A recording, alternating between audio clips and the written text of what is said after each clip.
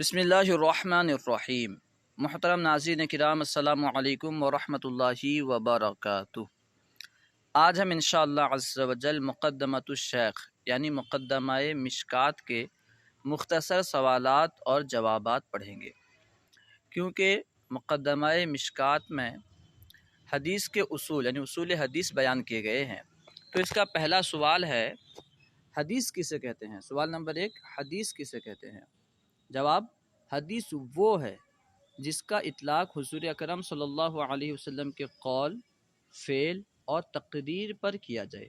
قول یعنی نبی پاک صلی اللہ علیہ وسلم کی بات پر، فعل یعنی آپ کے عمل، آپ کے کام پر، اور تقریر یعنی نبی پاک صلی اللہ علیہ وسلم کی بارگاہ میں کسی نے کوئی کام کیا یا کسی نے کوئی بات کہی مگر آپ نے انکار نہیں کیا، اسے منع نہیں فرمایا، تو یہ تقریر کہلاتا ہے۔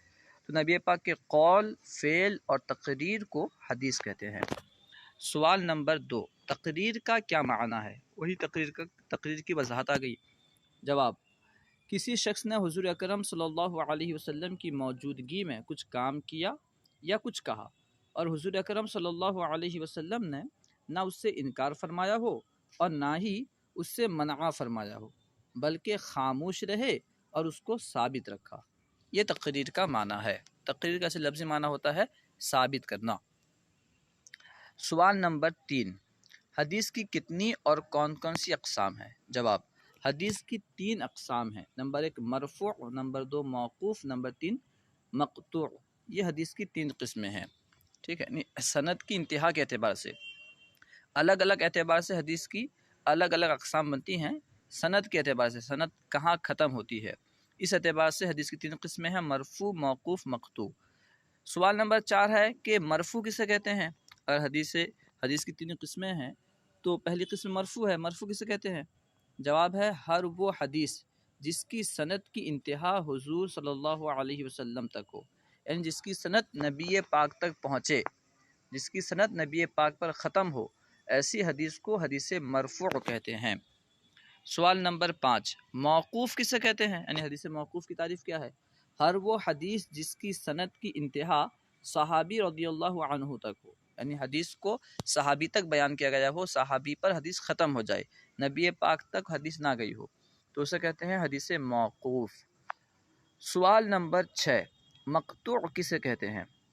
ہر وہ حدیث جس کی سند کی انتہا تابعی رضی اللہ عنہ تک ہو، جس کی سند تابعی پر ختم ہو، صحابی اسے کہتے ہیں جس نے نبی پاک صلی اللہ تعالی وسلم کی صحبت اختیار کی، یعنی نبی پاک کو دیکھنا ضروری نہیں ہے، کیونکہ بہت سارے صحابی ایسے تھے جو نابینا تھے، تو نبی پاک کی صحبت اختیار کی، اسے صحابی کہیں گے۔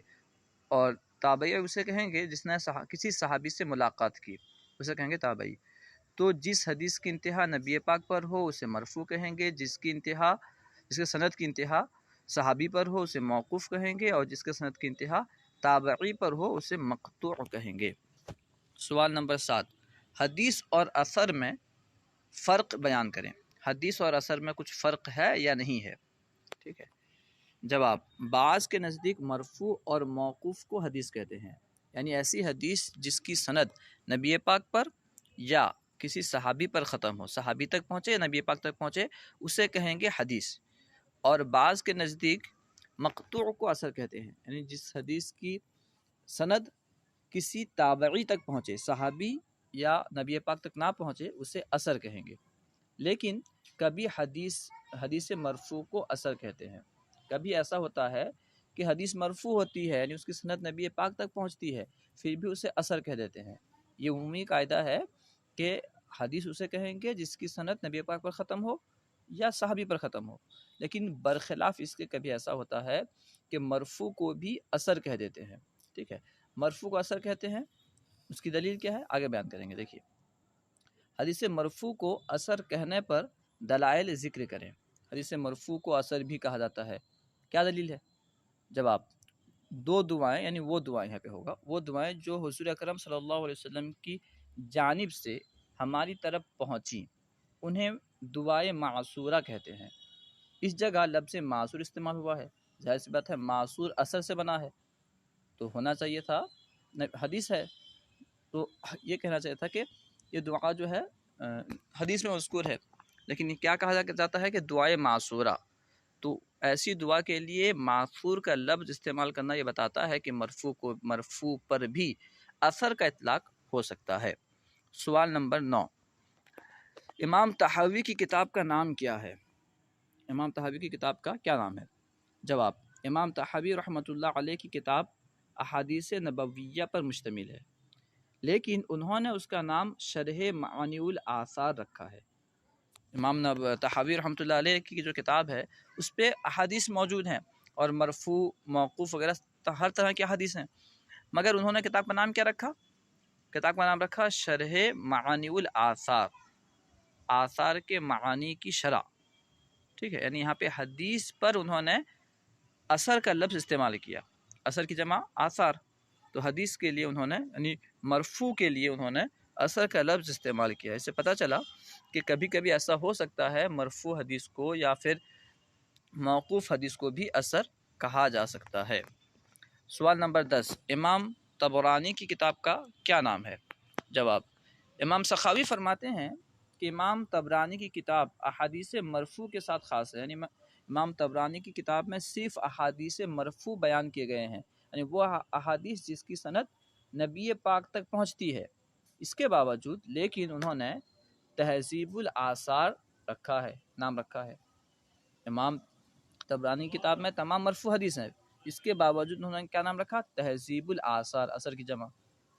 تو یہ سب دلائل ہیں کہ مرفوع پر بھی اثر کا اطلاق ہوتا ہے. سوال نمبر 11، حدیث اور خبر میں فرق بیان کریں. حدیث اور خبر میں فرق ہے یا نہیں ہے؟ بعض اوقات ایک معنی میں استعمال ہوتے ہیں. جواب، حدیث اور خبر ایک ہی معنی میں ہیں. یہ عام طور پر ایک ہی معنی میں استعمال ہوتے ہیں، حدیث میں ہے، خبر میں ہے. ٹھیک ہے، خبر واحد استعمال کرتے ہیں. تو حدیث اور خبر عام طور پر ایک ہی معنی میں استعمال ہوتے ہیں، لیکن بعض کے نزدیک حدیث حضور اکرم صلی اللہ علیہ وسلم، صحابی اور تابعی رضی اللہ عنہم کے ساتھ خاص ہے. یعنی نبی پاک کا کوئی قول فعل عمل ہو، صحابی کا قول فعل عمل ہو، قول فعل یا پھر جو ہے تقریر ہو، نبی پاک کا قول فعل تقریر صحابی، اور تابعی کے قول فعل تقریر کو جو ہے حدیث کہتے ہیں. اور خبر بادشاہوں اور ماضی کے ایام کی خبروں کے ساتھ خاص ہے. یعنی نبی پاک، صحابی یا تابعی کے بارے میں کوئی بات بیان کی جائے، ان کے کام کے بارے میں، بات کے بارے میں، کسی عمل کے بارے میں، تو اسے کہیں گے حدیث. اور بادشاہ یا پچھلے زمانے کے لوگوں کے تعلق سے کوئی خبر دی جائے تو اسے کہیں گے خبر. یہ بعض لوگ اس طرح فرق کرتے ہیں، عمومی طور پر ایک معنی میں استعمال ہوتے ہیں. سوال نمبر 12، حدیث اور خبر کی دلیل بیان کریں. چونکہ اسی وجہ سے سنت میں مشغول حدیث اور خبر میں جو بعض لوگ فرق کرتے ہیں، ٹھیک ہے، تو اس کی دلیل کیا ہے؟ اس کی دلیل یہاں سے بیان کر رہے ہیں. کیونکہ اسی وجہ سے سنت میں مشغول ہونے والے کو محدث کہتے ہیں، اور تواریخ میں مشغول ہونے والے کو اخباری کہتے ہیں. اگر دونوں ایک ہی معنی میں استعمال ہوتے تو پھر جس کو چاہو محدث کہہ دو، جس کو چاہو اخباری کہہ دو، مگر ایسا ہوتا نہیں ہے. جو حدیث میں مشغول ہے اسے محدث کہتے ہیں، جو تواریخ میں پچھلی باتوں کو ذکر کرتا ہے، اسے بیان کرتا ہے، اس میں مہارت حاصل کرتا ہے، اسے اخباری کہتے ہیں. اس سے پتہ چلا کہ حدیث جو ہے نبی پاک، صحابی اور تابعی کے ساتھ خاص ہے. یہ جو فرق کرتے ہیں ان کی دلیل ہے. سوال نمبر 13، مرفوع کی کتنی اور کون کون سی قسمیں ہیں؟ جواب، مرفوع کی 2 قسمیں ہیں، صریح، حکمی. اب آگے وضاحت کریں گے صریح سے مراد کیا ہے، حکمی سے مراد کیا ہے. ٹھیک ہے، مرفوع کی اولاً 2 قسمیں ہیں، مرفوع صریحی، مرفوع حکمی. سوال نمبر 14، صریحی کی تعریف کیا ہے؟ جواب، وہ حدیث جس کی سند حضور اکرم صلی اللہ علیہ وسلم تک صراحتاً پہنچی ہو، ڈائریکٹ پہنچی ہو، اسے کہیں گے حدیث صریحی. حضور تک پہنچی اس لیے ہوئی مرفوع، اور صراحتاً پہنچی اس لیے ہوئی صریحی. تو اس طرح ہوگی حدیث مرفوع صریحی. حکمی کسے کہتے ہیں؟ حکمی وہ حدیث جس کی سند حضور اکرم صلی اللہ علیہ وسلم تک حکماً پہنچی ہو. حضور تک پہنچی تو مرفوع ہوئی، اور حکماً پہنچی، ڈائریکٹ نہیں پہنچی، تو اس لیے کہیں گے یہ حکمی ہے. سوال نمبر 16، صریحی کی کتنی اور کون کون سی اقسام ہیں؟ صریحی کی 3 اقسام ہیں، قولی صریحی، فعلی صریحی، تقریر صریحی. ظاہر سی بات ہے حدیث کا اطلاق قول، فعل اور تقریر پر ہوتا ہے، اور صریحی ہوگا تو انہی تین چیزوں کے ذریعے، یعنی بات ڈائریکٹ ہوگی یا کوئی کام ڈائریکٹ بیان کیا گیا ہوگا یا ڈائریکٹ جو ہے تقریر بیان کیا گیا ہوگا۔ تو اس اعتبار سے حدیث صریحی کی بھی تین قسمیں بن جائیں گی: قولی صریحی، فعلی صریحی، تقریر صریحی۔ سوال نمبر 17، قولی صریحی کسے کہتے ہیں؟ صحابی رضی اللہ عنہ نے یہ کہے کہ میں نے حضور اکرم صلی اللہ علیہ وسلم کو اس طرح فرماتے سنا۔ حدیث کی سند جو ہے نبی پاک تک پہنچ رہی ہے، یہ فرماتے سنا، ٹھیک ہے؟ تو ظاہر سی بات ہے نبی پاک کے فرمان کو یہاں بیان کیا جا رہا ہے۔ قول، نبی پاک نے فرمایا، اس کو بیان کیا جا رہا ہے۔ صحابی کرام کہہ رہے ہیں کہ میں نے فرماتے ہوئے سنا، صراحتاً بیان کر رہے ہیں۔ اجتہاد کے ذریعے حکماً یہ نہیں کہا جا رہا ہے کہ نبی پاک نے بیان کیا ہوگا، یہ خود کہہ رہے ہیں، صحابی صراحتاً کہہ رہے ہیں میں نے نبی پاک کو فرماتے ہوئے سنا۔ تو فرماتے ہوئے سنا اس لیے قولی ہو گیا، اور صراحتاً انہوں نے بیان کیا کہ میں نے سنا فرماتے ہوئے، ہم نے اجتہاد نہیں کیا کہ انہوں نے سنا ہوگا، اس لیے جو ہے صریحی ہو گیا۔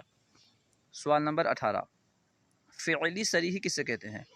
صحابی رضی اللہ عنہ نے یہ کہے کہ میں نے حضور اکرم صلی اللہ علیہ وسلم کو اس طرح کرتے دیکھا تو نبی پاک نے کام کیا، تو یہ ہو گیا فعلی، اور بیان صحابی صراحتاً ڈائریکٹ بیان کر رہے ہیں کہ میں نے اس طرح کرتے ہوئے دیکھا، ہم نے اجتہاد سے نہیں کیا کہ اس طرح انہوں نے دیکھا ہوگا، ٹھیک ہے۔ سوال نمبر 19، تقریری صریحی کسے کہتے ہیں؟ صحابہ کرام رضی اللہ عنہم یہ کہیں کہ حضور اکرم صلی اللہ علیہ وسلم کی موجودگی میں فلاں نے اس طرح کہا یا اس طرح کیا یا کہا، حضور اکرم صلی اللہ علیہ وسلم نے اس سے منع نہ کیا۔ اب تقریر اس لیے کہ تقریر کی تعریف یہی ہے کہ نبی پاک کی بارگاہ میں کوئی کام کیا جائے یا کوئی بات کہی جائے اور آپ انکار نہ کریں، تو یہ صراحتاً نبی پاک کے یہ جو حدیث ہے صحابی جو بیان کر رہے ہیں، نبی پاک کے طرف سے بیان کر رہے ہیں کہ آپ کی بارگاہ میں فلاں نے ایسا کیا، ایسا کہا اور آپ نے انکار نہیں کیا، تو تقریری ہوئی اس لیے۔ اور صریحی کیوں ہے؟ کیونکہ صحابی ڈائریکٹ کہہ رہے ہیں کہ اس طرح نبی پاک نے کیا، نہ منع نہیں فرمایا، انکار نہیں کیا، اس لیے صریحی ہے۔ سوال نمبر 20، حکمی کی کتنی اور کون کون سی قسمیں ہیں؟ حکمی کی بھی 3 قسمیں ہیں: قولی حکمی، فعلی حکمی، تقریری حکمی، جس طرح صریحی کی 3 قسمیں تھیں۔ سوال نمبر 21، قولی حکمی کسے کہتے ہیں؟ صحابی نے کچھ کہا اور اس میں اپنی جانب سے کچھ اجتہاد نہ کیا، یعنی کوئی ایسا کام ہو جس میں صحابی کا اجتہاد کا دخل نہ ہو، کام سے ہی ظاہر ہو کہ صحابی نے اجتہاد نہیں کیا ہوگا۔ صحابی نے کچھ کہا مگر ایسی کوئی بات ہے جو بات صحابی اپنی جانب سے نہیں کہہ سکتے، اور نہ ہی وہ بات پچھلی کتابوں سے لی جیسے انبیاء کرام کے بارے میں۔ ظاہر سی بات ہے نبی پاک کے بتائے بغیر صحابی انبیاء کرام کے بارے میں کیسے بتائیں گے؟ انبیاء کرام کی طرف سے خبریں اور قیامت کے احوال، قیامت میں کیا ہونا ہے نہیں ہونا ہے، اگر صحابی کوئی قیامت کے احوال بیان کر رہے ہیں، مطلب یہ کہ انہوں نے نبی پاک سے سنا ہے، ٹھیک ہے۔ اگرچہ وہ ڈائریکٹ یہ نہیں کہہ رہے ہیں کہ نبی پاک نے بیان کیا، اس لیے اس کی اسناد اس کے بارے میں کہیں گے کہ یہ قولی حکمی ہے۔ نبی پاک نے کہا یہ بات ہے تو قولی ہوئی، اور حکمی اس لیے کہ صحابی نے ڈائریکٹ یہ نہیں کہا کہ میں نے نبی سے سنا، حکماً ہم کہتے ہیں کہ نبی پاک نے بیان کیا ہوگا۔ فتنوں کے بارے میں خبریں دینا، یعنی قرب قیامت یہ فتنے ہوں گے، وہ فتنے ہوں گے، تو یہ نبی پاک کے بتانے سے ہی صحابی جان سکتے ہیں، اسے کہیں گے قولی حکمی۔ سوال نمبر 22، فعلی حکمی کسے کہتے ہیں؟ صحابی نے کچھ کیا اور اپنی جانب سے اجتہاد نہ کیا ہو، یعنی صحابی نے کوئی ایسا عمل کیا، ایسا کام کیا جس میں ان کا اجتہاد ممکن نہیں ہے، سمجھ میں نہیں آتا کہ انہوں نے اپنے اجتہاد سے یہ کام کیا ہوگا، بلکہ یہی سمجھا جائے گا کہ ہو سکتا ہے کہ صحابی نے نبی پاک کو ایسا کرتے ہوئے دیکھا ہوگا تبھی انہوں نے ایسا کیا ہوگا، تو کیونکہ یہ کام ہے اس لیے فعلی ہوا، اور اس میں صحابی کے اجتہاد کا دخل نہیں ہے، اس لیے یہ حکمی ہوا۔ سوال نمبر 23، تقریری حکمی کسے کہتے ہیں؟ صحابی کہے کہ صحابہ کرام علیہم الرضوان حضور اکرم صلی اللہ علیہ وسلم کے دور میں اس طرح کرتے تھے، یا یہ کہتے تھے کہ اس طرح کرنا سنت سے ثابت ہے، کیونکہ ظاہر ہے کہ حدیث سے مراد حضور اکرم کی سنت ہے۔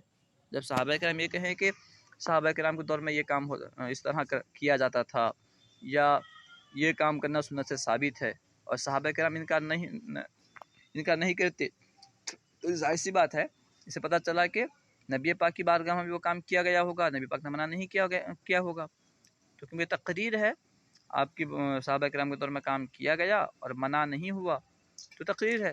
اور صراحتاً انہوں نے یہ نہیں کہا کہ آپ نبی پاک کی بارگاہ میں ایسا ہوا، بلکہ کہا صحابہ کرام کی بارگاہ میں ایسا ہوا، تو اس لیے اسے کہیں گے حکمی۔ امید ہے کہ پوری بات سمجھ میں آ گئی ہوگی۔ انشاءاللہ عز و جل مزید سوالات جوابات دوسری ویڈیو میں پڑھیں گے۔ السلام علیکم ورحمۃ اللہ وبرکاتہ۔